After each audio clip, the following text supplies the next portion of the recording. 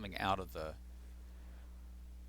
the early 16th century, the primary influences are going to be Giovanni Bellini and Giorgione.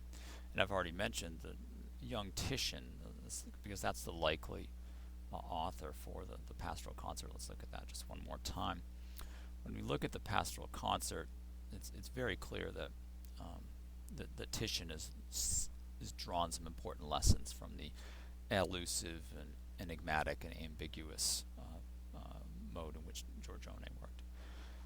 Titian rapidly, though, rises to the top of the Venetian art scene, and this is helped along by the death of Giorgione in 1510 and the death of Giovanni Bellini in 1516. And a good example of the power which Titian was to bring to not just Venetian art but European art in general is seen in his Assumption of the Virgin, which was finished in 1518 and installed behind the high altar in one of the most important churches in Venice, Santa Maria Gloriosa dei Frari, a really, really important church indeed. And the altarpiece is on a spectacular scale. So instead of the small, intimate paintings, the Tempest, for instance, is 2.5 feet square, roughly. And the Pastoral Concert is 3 by 4. These are clearly intended for private observation and viewing and contemplation.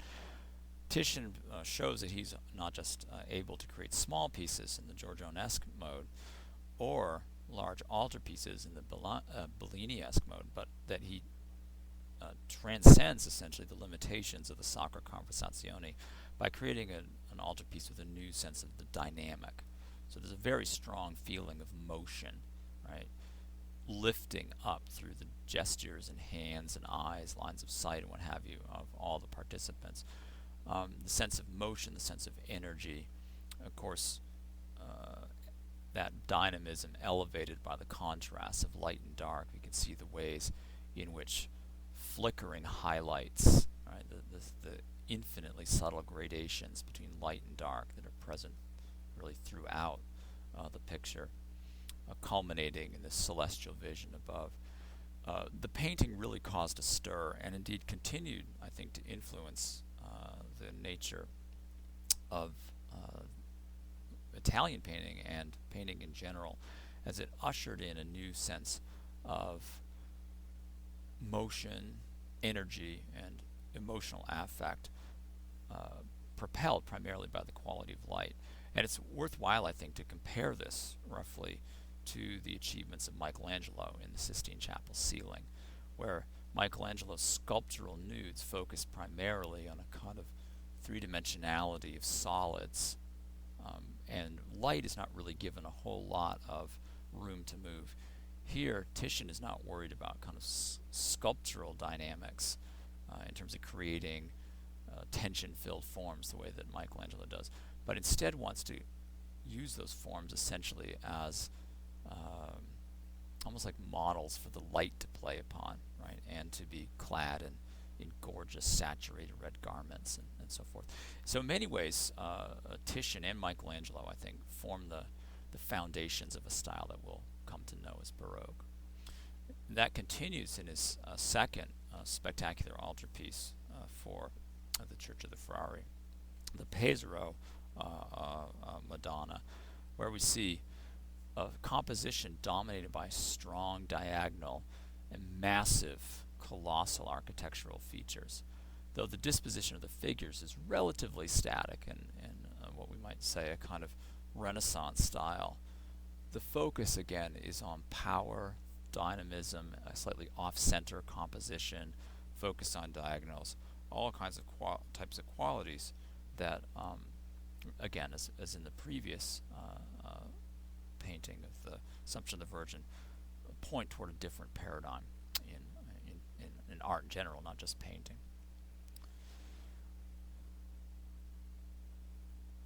Titian also becomes not just known as a religious painter, but as a creator of mythologies, and people have described Titian as, in many ways, creating for readers of mythology the visual image of mythology. And a great example of that is going to be his meeting of Bacchus and Ariadne, dating from the early 1520s.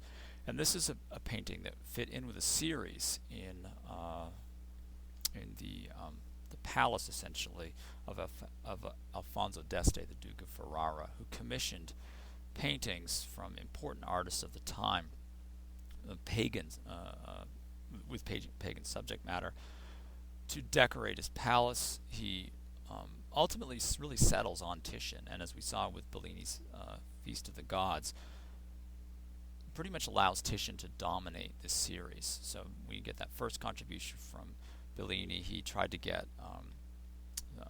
items from other contemporaries, including even Raphael, but it really is going to be the contributions of Titian that dominate the series, and indeed Titian's style becomes something to consider in its own right. To give you a sense of what I mean, if we consider the mythology, for instance, of Botticelli, a great example of a much more static and controlled mode of depiction, in this scene right here, which is taken from, again, a number of classical sources, Ovid, Catullus, what have you, describing the meeting of the great god of wine and just fecundity and fertility, encountering his wife-to-be Ariadne, who's been abandoned by Theseus, is going way back in Greek mythology.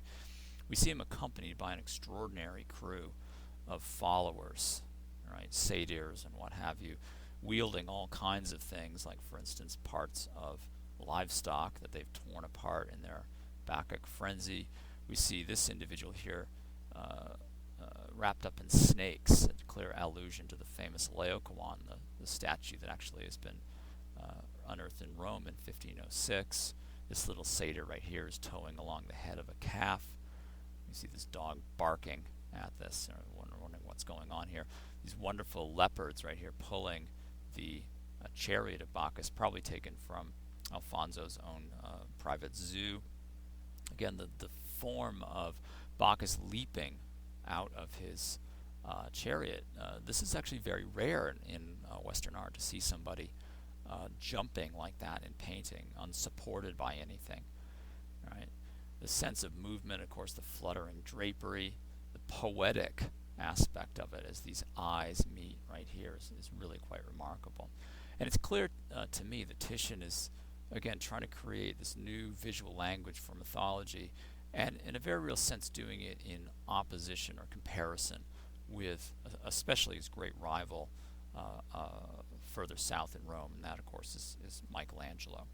So the meeting of Bacchus and Ariadne is really quite a wonderful, richly colored, extraordinary viewing experience. I've seen this actually in London, and the sense of these richly saturated blues, again, very, very scarlet, sort of crimson passages, orange. It's a real kind of a feast for the eye, and we are, more than anything else, I think, invited to kind of drink in that sense of rich color that really brings to life, I suppose, the poems and ideas and events and episodes of antiquity. A real kind of artistic humanism, I suppose. Lastly, we'll just look very briefly at Titian's work of 1538, his painting again on canvas, the Venus of Urbino, as this is a real watershed moment in the depiction of the female nude. It's going to become a real staple of Western art. Titian, in many ways, just like with mythology, sets out the parameters for painting this. He probably is developing to a certain degree on the work of his predecessor Giorgione, but Titian really goes to extraordinary lengths to create his own kind of style, I think, in handling the subject, and it particularly is relying upon the effect of canvas. There's this sort of tactile sense of texture that's created with paint, and that continues throughout the picture, especially if we look at the way in which he's handled, for instance, fabrics, hair. If we go in a little bit closer, we can begin to see the way in which the artist's brush is kind of intersecting with the texture of the canvas. And at the same time, right, we're seeing this idea of art and erotic sort of delectation coinciding. That is to say that this art clearly serves no uplifting moral message. People have really not been able to come up with, I think, a really good justification for this beyond a kind of erotic viewing experience. That art has that function, something that Titian really brings to the fore. And indeed, in a number of other, he paints many, many nudes, some more in the vein of classical mythology than others. But Titian really makes this particular subject, his own specialty, and finds many patrons interested in this subject. Okay, so to wrap up our discussion of Venetian painting, I just want to revisit a few important themes, and we'll just look primarily at the Bacchus and Ariadne really quickly. The focus on color is vitally important for understanding Venetian art. That is to say, the emphasis on richly saturated colors, focusing on the appeal to the senses rather than to the intellect, is very, very important. This sense in whether it's Giorgione's Tempest or whether it's the Pastoral Concert, but we'll just focus on the Tempest right now, of not worrying about clearly explicated narrative is certainly important. The concept of the poesia, I think, is important. Improvising as we go along is going to be a sort of central aspect of Venetian art.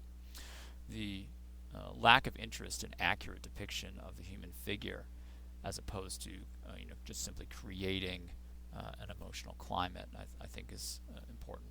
The disegno versus colorido idea isn't only to do with color in terms of hue, but also in terms of which aspect of the viewing experience do we prioritize. Is it intellect, or is it the enjoyment of the senses? The Venetian legacy seems to push more in the realm of the senses, and I think that can be seen in again, most vividly probably in the Pastoral Concert, where a very light, in terms of historical significance or moral improvement, a very light-hearted or lightweight theme, the pastoral, takes on a new sense of depth, as it were, in the hands of Titian and Giorgione, and marks a very clear alternative to the Florentine and Roman paradigm.